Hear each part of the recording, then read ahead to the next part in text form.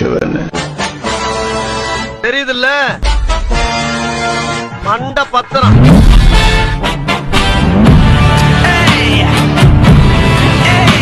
கேள்விப்பட்டேன் நீ கொஞ்சம் திமிர் பிடிச்சவன்னு தெரியுதுல்ல மண்ட பத்திரம்.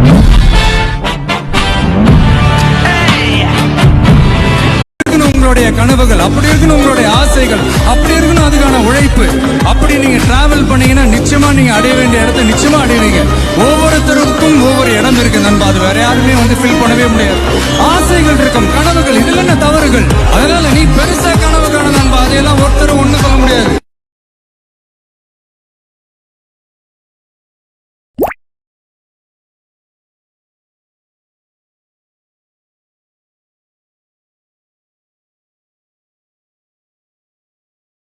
நம்மளால